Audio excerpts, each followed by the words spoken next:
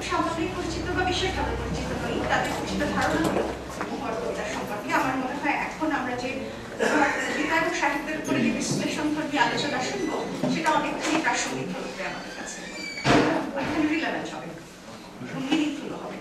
তো আমাদের আজকের অনুষ্ঠানের প্রধান আলোচক রয়েছেন, তিনি প্রথম আলো সাহিত্য বিভাগের, বাংলাদেশের বাংলা দৈনিক প্রথম আলো সাহিত্য বিভাগের নিয়মিত লেখক, এবং 2002 সালে ওনার প্রথম প্রবন্ধের বই গ্রন্থকথা প্রকাশিত হয় এবং সেটি প্রথম আলো বেস্ট নন ফিকশন হিসেবে গণ্য হয় ওই 2002 সালেই। যদিও তিনি একজন পেশাদার গ্রন্থ সমালোচক, তিনি খুব বিনয়ের সঙ্গে আমাকে বললেন যে তিনি মূলত বিশ্ব সাহিত্যের একজন মনোযোগী পাঠক। প্রিয় সুধীবৃন্দ, আমাদের আজকের অনুষ্ঠানের প্রধান আলোচক জনাব ওয়াসিক আল আজাদ। আর এরপরে তার আলোচনার পরেই আমরা কবির রেসপন্স এবং তার যে প্রতিক্রিয়া সেটিও শুনবো। তো ওয়াসিক ভাইয়ের পরে মহুয়া বক্তব্য, কবির বক্তব্য।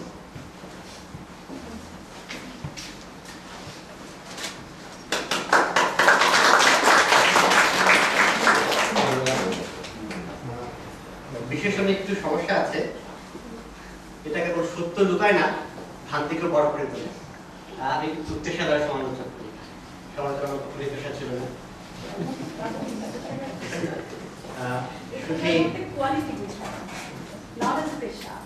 কবিতা নদীর পাঠক পাঠিকা, আমি ঠিক আপনাদের আজকে এ নামে অভিহিত করতে চাই, কারণ কবিতার প্রতি গভীর মমতা না থাকলে এরকম একটি সভা আসা একটু মনে হয় কঠিন। শুভ সন্ধ্যা।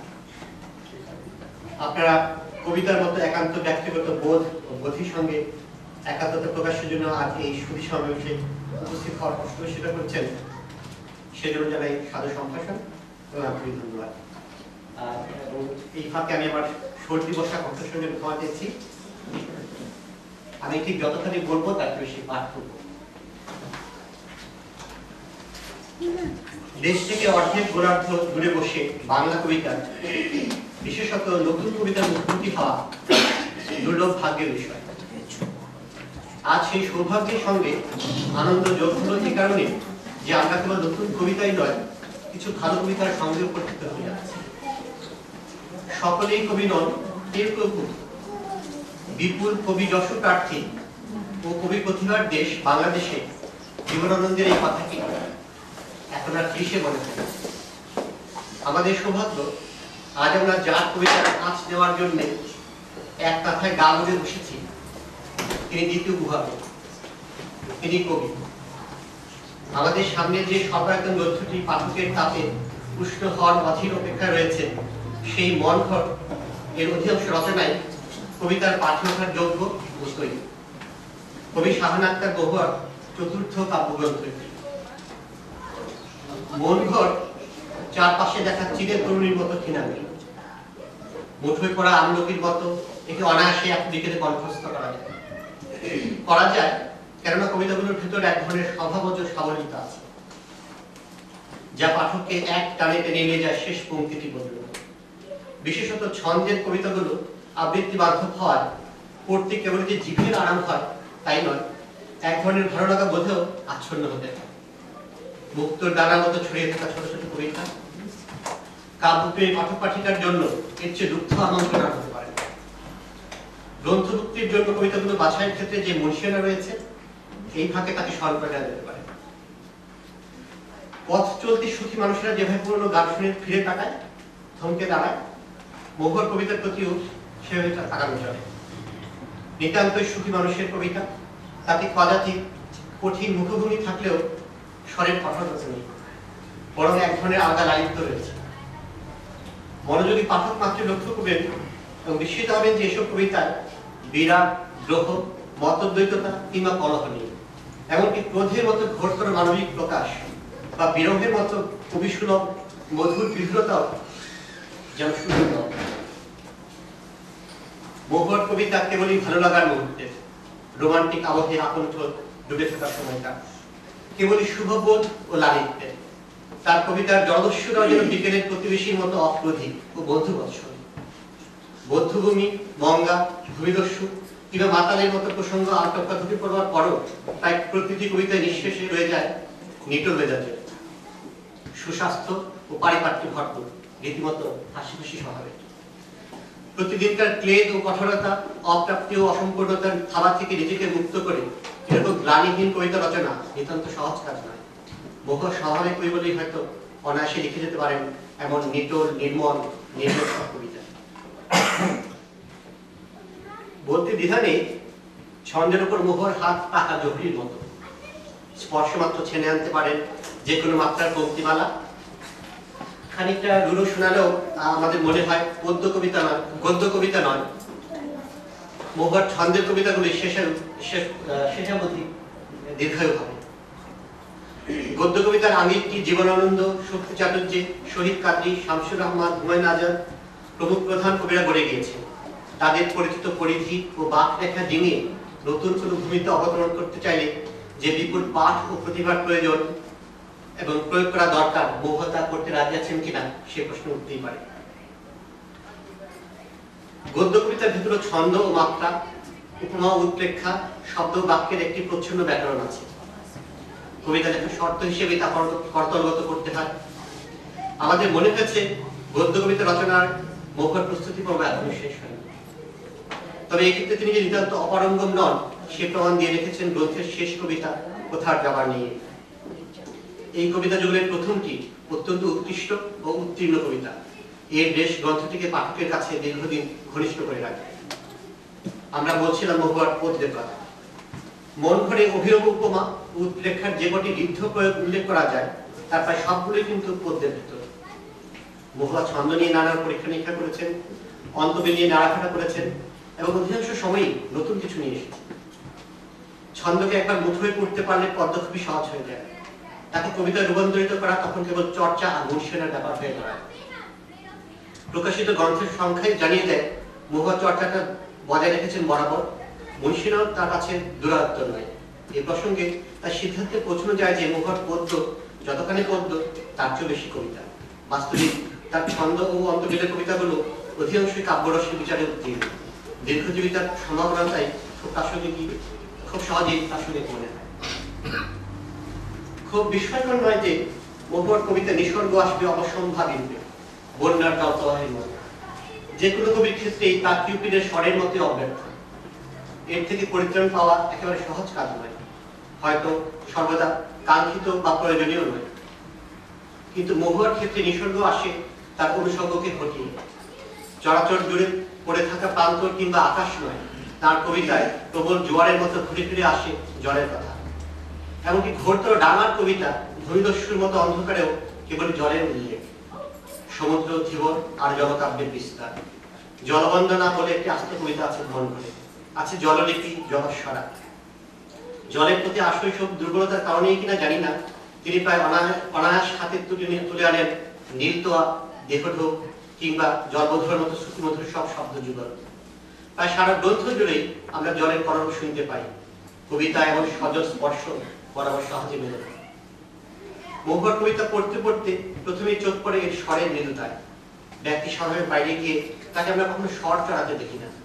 কেবল প্রকৃত শস্যের কবিতাই নয়, যেখানে শব্দের জোর তার অন্তর্নিহিত অর্থকে ছাপিয়ে যাওয়ার কথা, বক্তব্যের সুর বাণীর মাধুর্যকে ডিঙিয়ে যাওয়ার কথা, সেখানেও এক আশ্চর্য পরিমিতিবোধের শাসনে স্বরকে বেঁধে রাখতে দেখি। তিনি চেঁচিয়ে তার উপস্থিতি জানান না, রূঢ় স্বরে কারো দৃষ্টি আকর্ষণের চেষ্টা করেন না। নিচু গামে প্রায় আবৃত্তির সুরে লিখে যান পঙ্ক্তির পর পঙ্ক্তি। নৈশব্দ প্রেম কিংবা বিনয়, যে নামেই আমরা তাকে ডাকি না কেন, তার কবিতা একটি আলাদা মাত্রায় নিয়ে দিয়েছে। কবিতার ক্ষেত্রে এ আশ্চর্য সংযোগ যা সচরাচর চোখে পড়ে না। মহুয়ার কবিতার আরেকটি বোধময় বৈশিষ্ট্য এর কলেবর।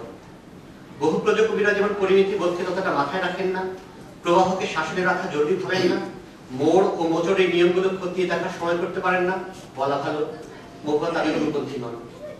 কবিতা শুরুর পর যখন দানা বাঁধতে থাকে, শব্দের দোতনা যখন কেবল মিহি বাতাসে ছড়িয়ে পড়তে শুরু করে, মহুয়া তখন আগল বন্ধের আয়োজন করে। স্বর পড়বার আগেই তলা থেকে তাক কেড়ে নেন বলে তার কবিতা কখনো ঘন জমাটি হয় না। তাই পাঠক ও তলানি শুদ্ধ গোটা কবিতায় কণ্ঠস্থ করতে পারেন। বলা ভালো এক বিশ্বাসে পড়ে ফেলা যায় গ্রন্থটিতে এমন কবিতার সংখ্যাই বেশি।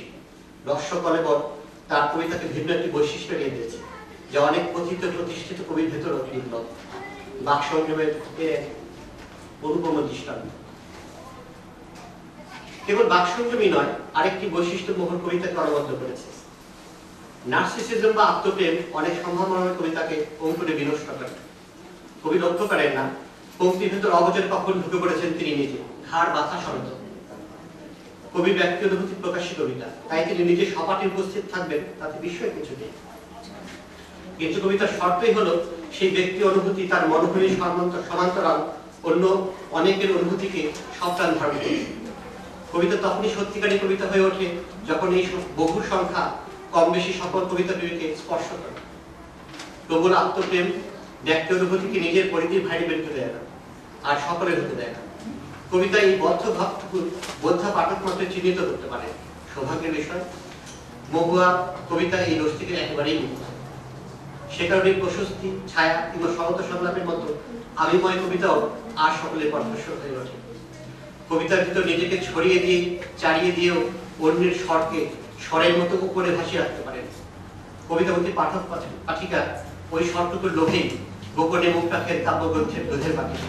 আমরা আশা করতে পারি ননি পড়বার আগেই মোহর পাঠক পাঠিকারা সেই স্বরের সন্ধান পাবেন।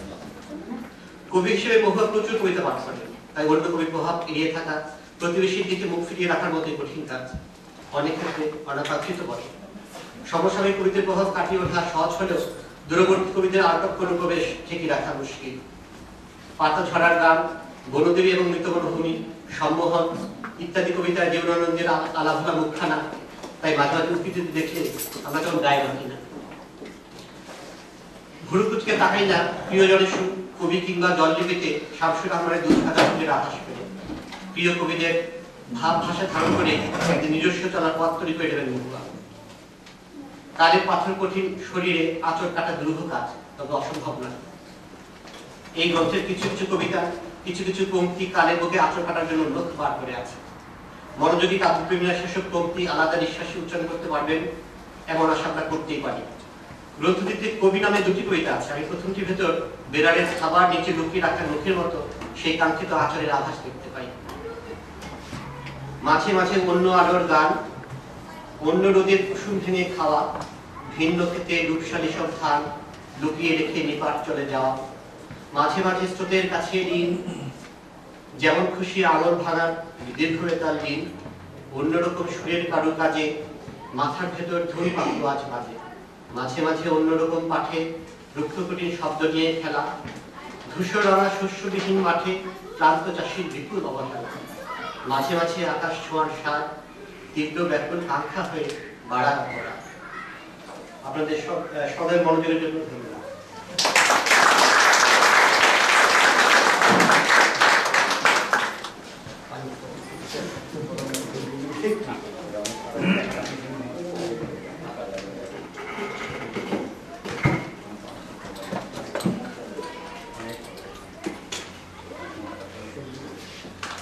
অত কিছু চাইনি বালিকায়, অত হইচই, অত আয়োজন, চেয়েছিল আরো কিছু কম। আমি সেই কবিতা বালিকাটির মতোই, কখনো আমাকে নিয়ে হইচই হোক, আলোচনা হোক, এটা আমি চাই না। সবসময় কিছুটা নতমুখী এবং আত্মমুখী স্বভাবের আমি, যে কারণে দেখা যাচ্ছে আমি আসলে যেটা বলতে চাই সেটা মুখ ফুটে বলতে পারি না। সেজন্যই হয়তো আমি কাগজকে, কলমকে, শব্দকে, ভাষাকে, কবিতাকে আমার আশ্রয় করেছি। আজকে যারা এখানে আছেন তাদেরকে অনেক ধন্যবাদ। আপনারা এত প্রতিকূলতার মধ্যে হয়তো অনেকে ভালো লাগছে না, তারপরেও বসে কবিতার আলোচনা শুনছেন, সেজন্য। আর আমি বিশেষ করে ধন্যবাদ দিতে চাই ওয়াসিম ভাইকে। উনি কবিতা পড়েছেন এবং কিছু বিষয়ে উনি আসলে কিছু বিষয় উনি উল্লেখ করেছেন যেগুলোর সাথে আমিও একমত। তিনি যেমন এখানে এনেছেন অনুচ্চ স্বরের কথা। আমি অনেক চেষ্টা করেও, আমি আসলে কবিতা ততটা প্রতিবাদী না, আমি অনেক চেষ্টা করে কঠিন শব্দ ব্যবহার করতে পারি না, আমি আসলে অনেক চেষ্টা করে জোরে কথা বলতে পারি না। আমি যখন কবিতার শব্দ বাছাই করি সেই শব্দগুলো খুবই কি বলবো, খুব কোমল হয়ে যায়। জানি না এটা হতে পারে যে আমার বেড়ে ওঠা, আমার পরিবেশ, এইসবের কারণে হতে পারে, এবং জলের প্রতি আমার তীব্র আসক্তি আছে। জল শব্দটার প্রতি আমার তীব্র আসক্তি, যে কারণে জলের কথা বারবার ঘুরে ফিরে এসেছে আমার কবিতায়। অনেক বিদগ্ধ জন এখানে আলোচনা করেছেন, তানভীরার মতো মানুষ কবিতা নিয়ে কথা বলেছেন। আমি এই প্রসঙ্গে আর খুব বেশি যেতে চাই না, শুধু আমার নিজের একটা কথা বলতে চাই। খুবই সবসময় আমাকে আসলে মহিলা হিসেবে দেখেন, আজকে আমি এখানে মনে হচ্ছে যেন সবার দৃষ্টি আকর্ষণ করছি। তো শুরুতে আমার তো খুব প্রাণ গরম হয়ে গিয়েছিল, এখন সুস্থ। আসলে আমার আপনারা দেখেছেন ওখানে যে তথ্যগুলো এসেছে আমার বড় ভাইয়ের প্রেরণায়। আসলে আমার বড় ভাই মূল ধারার যে কথা সাহিত্য সেখানে উনি বেশ ভালোভাবে উনি জায়গা করে নিয়েছেন। আমার বড় ভাইকে দেখে আমার লেখালেখিতে আসা, আর ছোটবেলা থেকে যেহেতু অজস্র বইয়ের মধ্যে ছিলাম সে কারণে পাঠের সুযোগটা ছিল আমার বেশি। আমি যদি সেইভাবে বলি যে আমি আসলে আমার শৈশবের কাছে অনেক ঋণী। আমার কবি হয়ে ওঠার পিছনে মনে হয় তখনই একটা ভিত তৈরি হয়েছিল, এবং সেই ভিতটা যিনি তৈরি করেছিলেন তিনি আমার খুব প্রিয় দাদিমা, আমার কাজলা দিদি সাবিরুন্নেসা। এই ভদ্রমহিলা, এই যে আমার কবিতায় যে খুব কোমল নরম যে স্বরগুলো আসে, এগুলো আমার দাদিমার। আমার দাদিমা উনি আসলে সেই সময় অনেক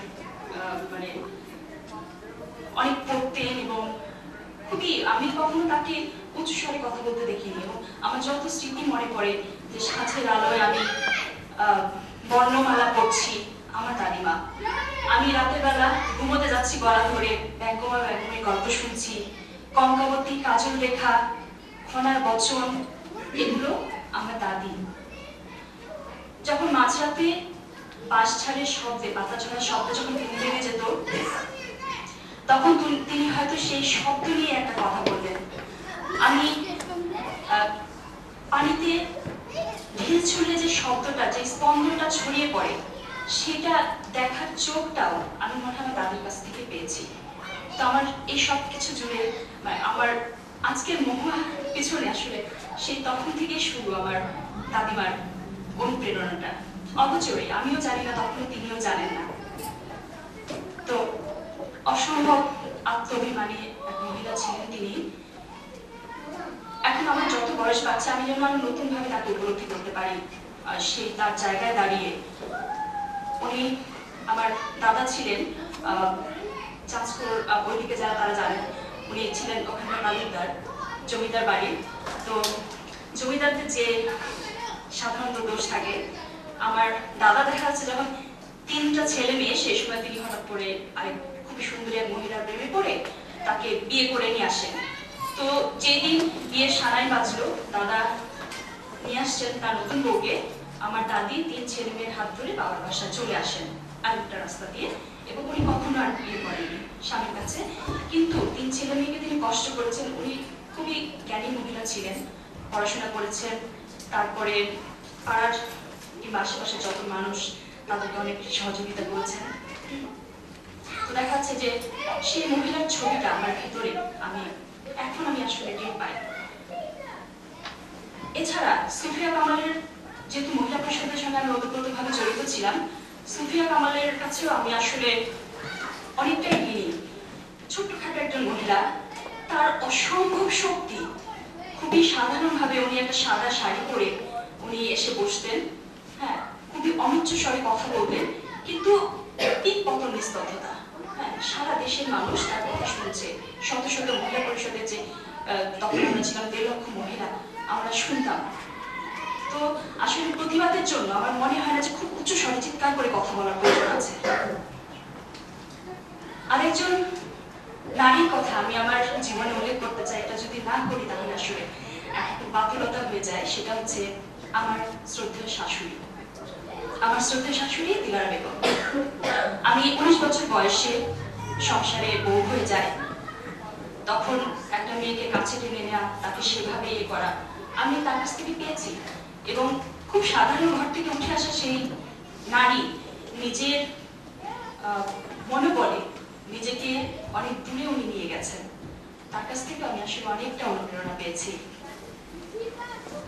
আজ আমি একজনকে, আমার খুব প্রিয় একজন মানুষকে আমি আশা করছিলাম, তিনি আলী আজম। উনি এসেছেন অনেকদিন পরে, তো উনি হয়তো বাইরে গেছেন। আমি আমার ভাইয়ের কাছে যাওয়া করিনি, আমি আলী আজম ভাইয়ের কাছে আমি অনেক অনেক ঋণী। তিনি সবসময়, উনি কখনো আমাকে আসলে, উনি বড় ভাই, সবসময় আমাকে আসলে বোনের মতোই উনি দেখেছেন এবং খুবই অনুপ্রাণিত করেছেন বিয়ের পর থেকে। তো আমি আসলে তার কাছেও অনেক অনেক ঋণী। আর কবিতা প্রসঙ্গে অনেক কথা হয়ে গেছে, আমি কবিতার বিষয়টা দীর্ঘায়িত করতে চাচ্ছি না। কবির কথা মনে হলো আপনাদের মনে কেমন ছবি ভেসে ওঠে? আমার কাছে যেমন প্রথমে মনে হতো যে আমরা সাধারণত অনেক সিনেমা বা অনেক ইয়েতে দেখি খুশকো খুশকো চুল, তারপরে ঢিলে ঢালা একটা পাঞ্জাবি, কুচা কুচা দাড়ি, কাঁধে একটা ঝোলা ব্যাগ, তারপরে হচ্ছে ঝোলা ব্যাগে কিছু কবিতা, আওলা ঝাওলা।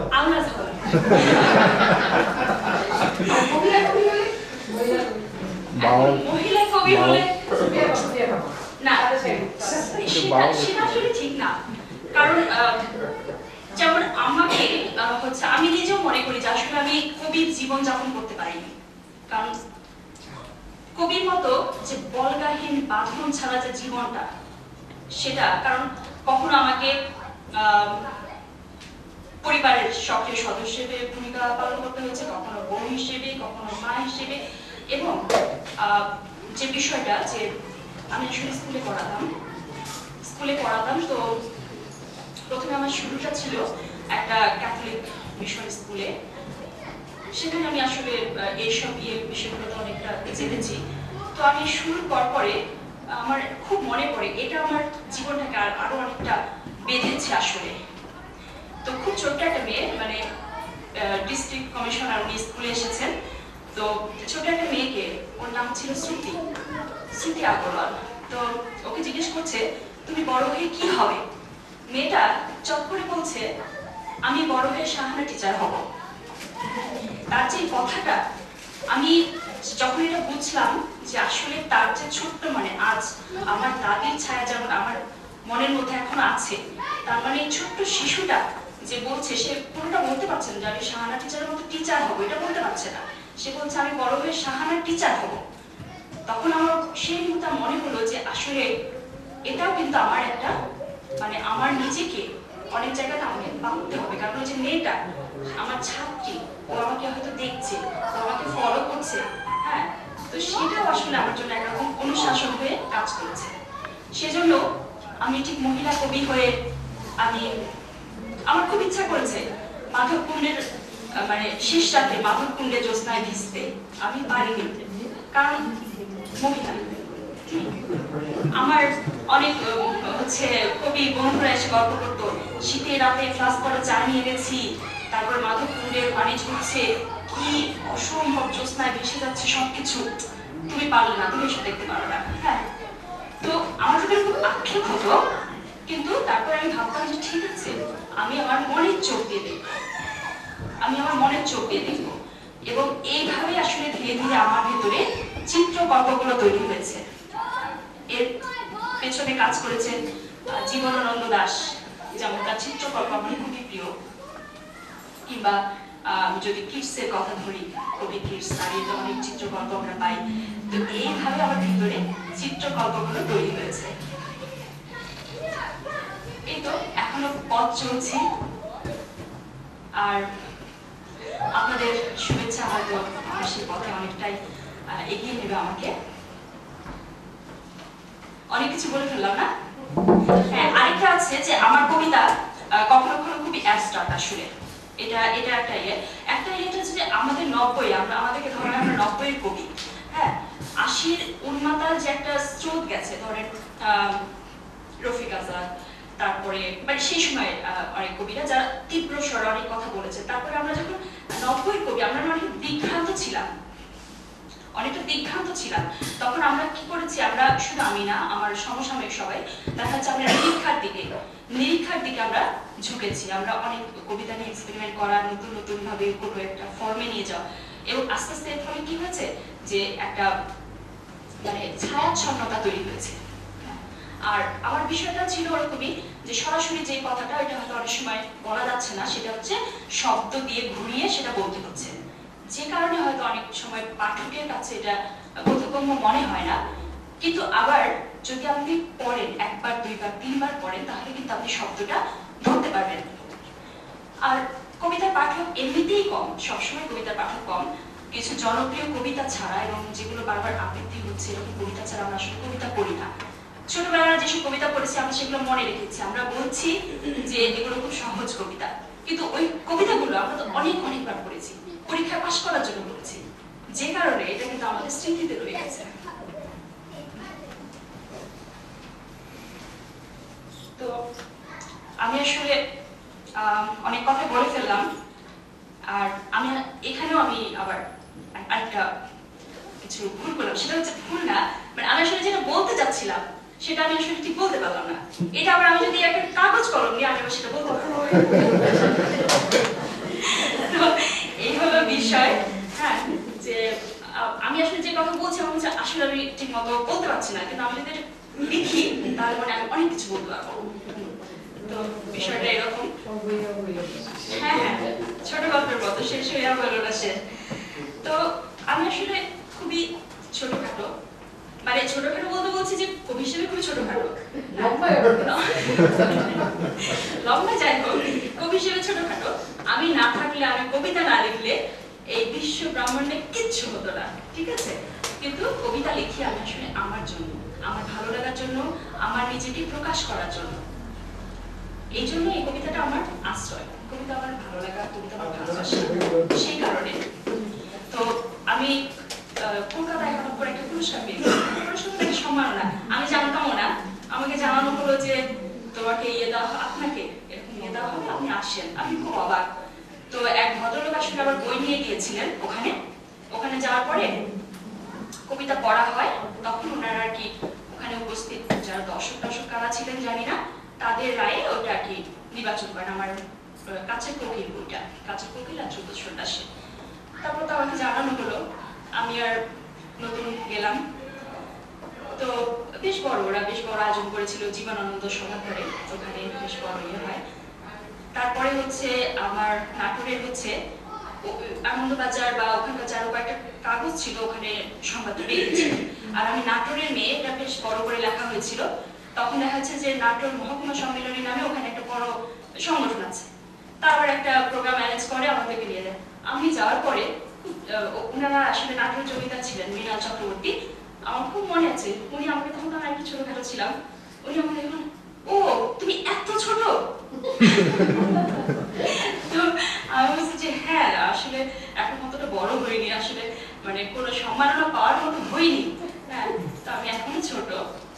তো সেই কথাটা আমার খুব মনে পড়ে। আর আমি যেহেতু খুবই মুখ জোড়া, আমি কখনো কোনো সম্পাদককে বলতে পারিনি বা জানাইনি যে আমার কবিতা হচ্ছে ছাপার না। আর আমি যেহেতু লিটল ম্যাগাজিন আন্দোলনের সঙ্গে জড়িত ছিলাম, এই কারণে আমাদের এটা ছিল যে আমরা লিটল ম্যাগাজিনে বেশি লিখবো। শেষের দিকে আমি কিছু কিছু ইয়েতে লিখেছি, দৈনিকে লিখেছি, কিন্তু মূলত আমি লিটল ম্যাগাজিনে বেশি লিখেছি।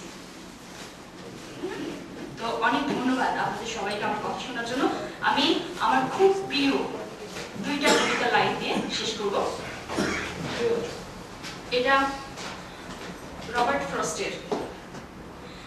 The woods are lovely, dark and deep, but I have promises to keep, and miles to go before I sleep, and miles to go before I sleep. ধন্যবাদ সবাইকে।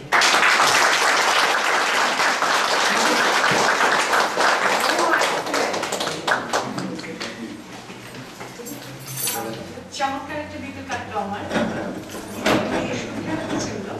আমরা তেমন একটা বুঝতে পারিনি কোথায়। আমি এতক্ষণ অনেক বিশেষণ ব্যবহার করেছি, তার মধ্যে দুটো একটা বিভ্রান্তিমূলক বিশেষণ বেরিয়ে গেছে, ক্ষমা প্রার্থী। তবে ওয়াসিফ আল আজাদ ওনার আমি মনে করি পেশাদার কোয়ালিটির যে সমালোচনা আমরা শুনলাম এক্স্যাক্টলি হ্যাঁ খুবই পরিপক্ক যিনি প্রথম আলো হচ্ছে বাংলাদেশের 1 নম্বর যদিও পাঠক সংখ্যার ভিত্তিতে করা হচ্ছে প্রেজেন্টেশন করা হচ্ছে তবু ধরা হতো 1 নম্বর দৈনিক সেখানে যিনি লেখেন এবং প্রায়ই লেখেন তিনি তো বিশাল কোয়ালিটি লিখবেনই অবশ্যই আর যাই হোক তার আলোচনা হ্যাঁ পরিপক্ক আলোচনা শুনলাম আর মহুয়ার এমন আবেগময় কথাবার্তা শুনলাম মানে শুধু কবি হিসেবে নয় একজন মহিলা কবি হিসেবে তার জীবনের নানান দিক এবং তার লেখালেখির পেছনের অনেক কথা লেখালেখি সম্পর্কের অনেক কথা শুনে আমি মোটামুটি বাকরুদ্ধ আমার আর বিশেষণ করে কাজ করছে না মাথায় তো আপনারা আমার সাথে এতক্ষণ থাকলেন সেই শুরু থেকে শেষ পর্যন্ত চর্চা করলেন অনেক অনেক ধন্যবাদ আর তবে বিশেষভাবে আপনাদের সামনে ধন্যবাদ জ্ঞাপন করবেন আনুষ্ঠানিকভাবে এই অনুষ্ঠানে আপনাদের সকলকে আমন্ত্রণ জানিয়েছেন আনুষ্ঠানিকভাবে তিনি আপনাদের ধন্যবাদ দিয়ে অনুষ্ঠান শেষ করবেন তার আগে দুটো কথা বলে যাই আপনাদের এই অনুষ্ঠান শেষে আপনাদের জন্য চা নাস্তার ব্যবস্থা রয়েছে আর আরেকটা বিষয় হচ্ছে যে মহুয়ার কবিতার বইগুলো পেছনে আমাদের এই একটা কর্নারে এই ঘরের যে পেছনের কর্নার সেখানে বইগুলো প্রদর্শনীর ব্যবস্থা করা হয়েছে এবং ওগুলো শুভেচ্ছা বিনিময়ের মূল্যে ওগুলো করা হয়েছে তো প্লিজ আপনারা বইগুলো দেখবেন এবং চা এবং নাস্তা আপনারা উপভোগ করবেন অনেক অনেক ধন্যবাদ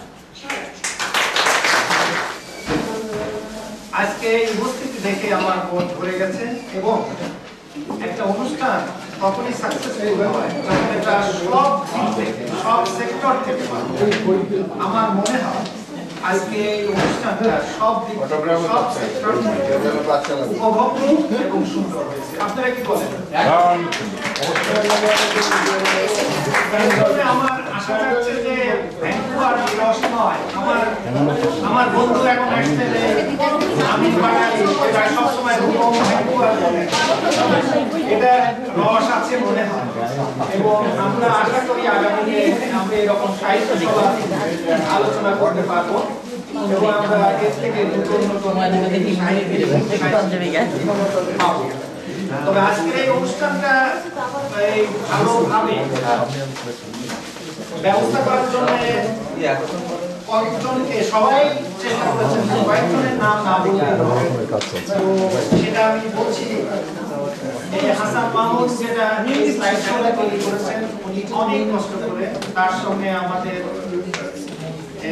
পিয়াল নাটকরা ছিলেন সাহিত্য সহযোগিতা করেছেন তাছাড়া এই হলটা নিতে সাহায্য করেছেন আমাদের ডক্টর শাহিন তাছাড়া গান গেয়েছেন কবিতা আবৃত্তি করেছেন সবাই সাহেব জন আমিন এই জিনিসগুলো লিখে দিয়ে সাহায্য করেছেন সে যদিও আজ কাজে গিয়েছিল তবুও সারা থেকে এটা করেছেন এখন এসছেন কাজ করে আবার যাবেন কাজের মাঝে ফাঁকি দিয়ে আসছেন আমি জানি তারপরে এই শানীন আমাদের ছোট ছেলে এই মাইকের ম্যানেজমেন্টের যথেষ্ট মহিষিয়ানা দেখিয়েছেন এই জন্য তারপরে আমাদের শফিল আজম যে ভিডিও করেছেন ছবি তুলেছেন আমি সবার পক্ষ থেকে সবাইকে ধন্যবাদ জানাই এবং আমার মনে আর ভয় নেই আগামীতে এরকম অনুষ্ঠান আহ্বান করা আমি আশা করি আগামীতে আমার আরো একসাথে পাবো এবং সবাইকে অসংখ্য ধন্যবাদ